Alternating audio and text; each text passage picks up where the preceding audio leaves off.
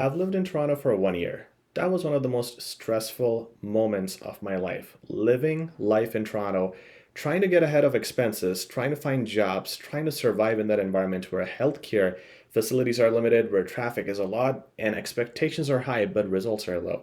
If you're a new immigrant looking to come to Canada and Toronto is your destination, like it is for many people, think again. In this video, I'm going to break down top 3 reasons why Toronto is not a heavenly destination, a sanctuary that a lot of people think it is. It's overrated, and here's why.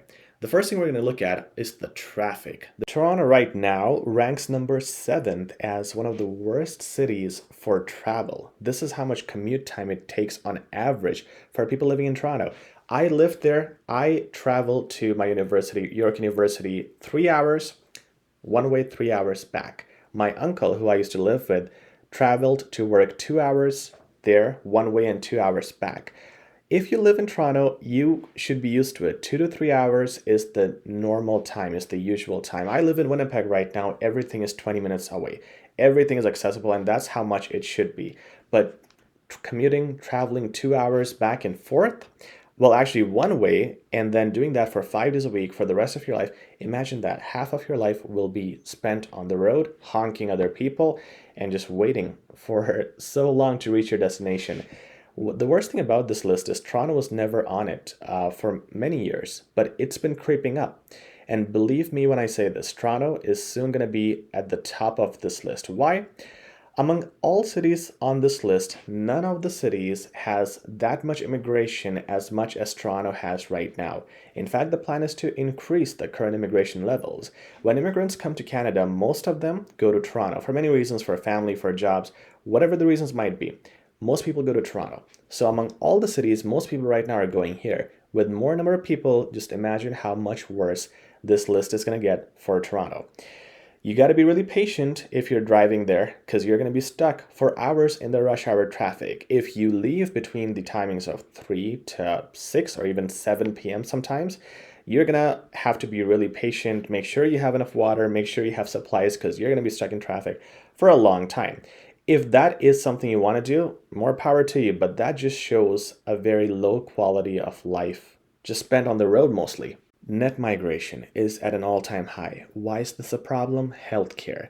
You see, the net migration in Ontario has been increasing rapidly, and right now it's at an all-time high. It's never been this high ever, and the chart you see is only until 2022. In 2023, the targets for migration have been increased significantly. So there are more people coming in, which might not be that bad unless you consider healthcare. Toronto's or Ontario's healthcare in general is one of the worst healthcare systems you will see just because of the waiting times. Emergency waiting time is anywhere from 8 to 15 hours. There are people who wait for appointments, for major problems for a long, long time. We'll talk about the horror stories just in a second. But the worst thing about this is the government hasn't been doing anything in terms of building new hospitals, new medical facilities. It's like we're just tone deaf about the population crisis. We're having more people, we need more infrastructure, but that is just completely ignored right now. Even during COVID, there were not an increasingly large amount of hospitals built. I don't even think there were any hospitals or major emergency departments built during this time when the whole world needed this.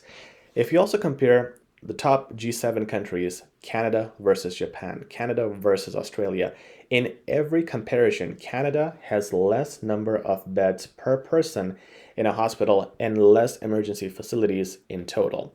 Well, let's look at some horror stories that people have mentioned here. And I'm going to tell you about my horror story. And these are the realities of the healthcare system here.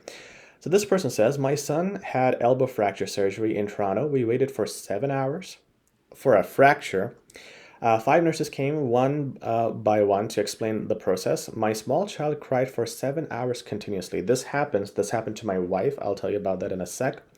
In pain, and after 2 hours, he was discharged. I was bare-chested and in cold. I took him myself out of the hospital. My son was only 7 years old at that time. All right. I had a friend, by the way. This is my own personal story. My friend, this is so funny and also very sad.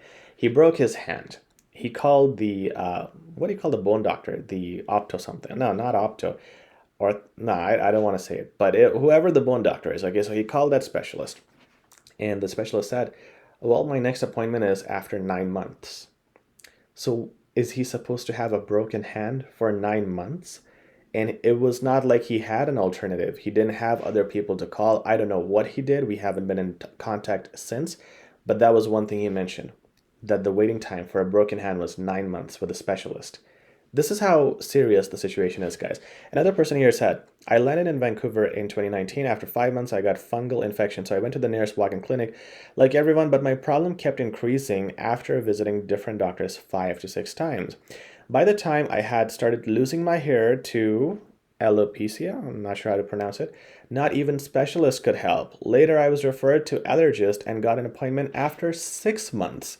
By that time, I was in deep depression. To conclude, I suffered for a year and a half, but nothing worked. Finally, in that painful situation, I flew back to India. She's from India for treatment. A lot of people do this. A lot of people go to Mexico because it's near and it's cheap and it's fast treatment. And if you have money, you go to the US for treatment.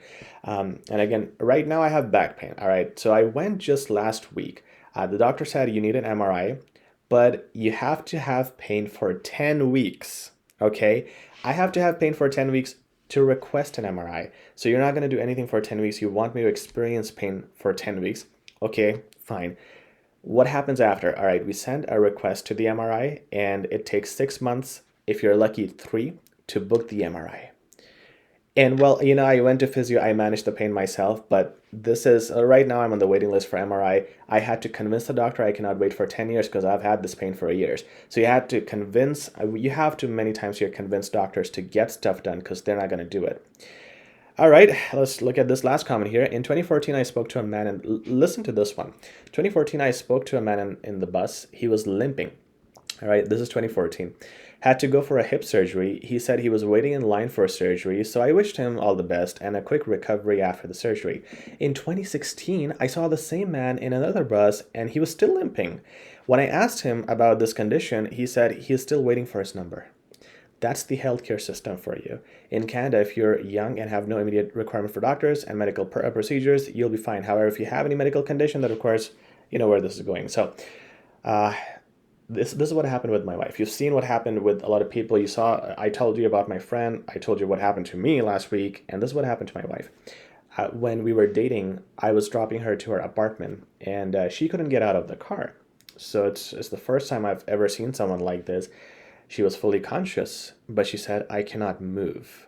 So that day, she had a very bad viral bacterial infection, and she had to go to the hospital. She got on the drip on the IV the whole night, and she was okay.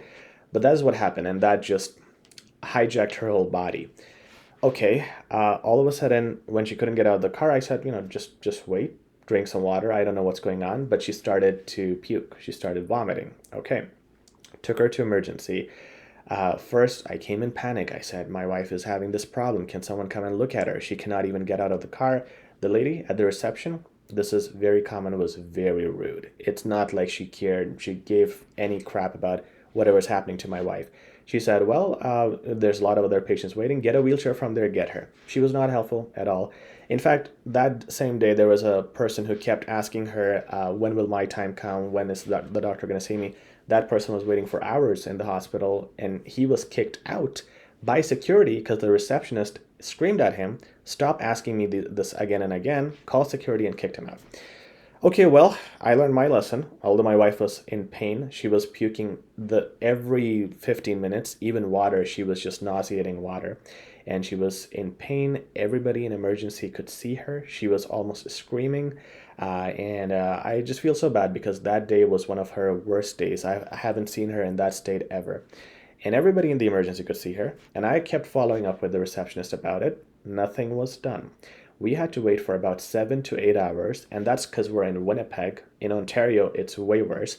But we waited all that time, and you know what happened? What was worse to see was there were kids who were just playing. They had probably minor fever, minor headache, minor cold. They were sent before my wife, and my wife was clearly suffering. She was screaming, writhing in pain, and we were not prioritized. We had to wait for the amount of time we were supposed to wait. And this is the system here. There was another time one person came screaming with kidney stones. He was like screaming from the top of his lungs. he was not let in because he had to wait his time, and he just eventually stopped screaming because, like, what can he do? No one's going to help him. So this is the reality of the healthcare system, and with more immigration, it's just going to get worse, especially in Ontario, where the amount of medical facilities are not being built at the same pace as the amount of immigrants coming in. Now let's talk about expenses. If you're a new immigrant coming to Canada, you will be shocked with the prices here. There's a funny video on TikTok. What you expect a $1 million house would look like growing up versus what it actually is. And that is so true for Toronto. The average price of a home is $1 million. I want to say this is most likely the starting price of the average home in Toronto, based on my friends and family, based on people I know who live in Toronto. And if you can check online, just go to realtor.ca, you will see it for yourself. Every house almost nowadays starts at $1 million. And for $1 million, you get 2 to 3 bedrooms, just 1 or 2 washrooms, and probably it's an old house, not even a duplex, most likely a bungalow for this price. And you would require a lot of maintenance because it's not going to be a new house. That is the starting price. Your average monthly rent is $2,279 for a 1-bed, could be an apartment or a basement with 1 bed.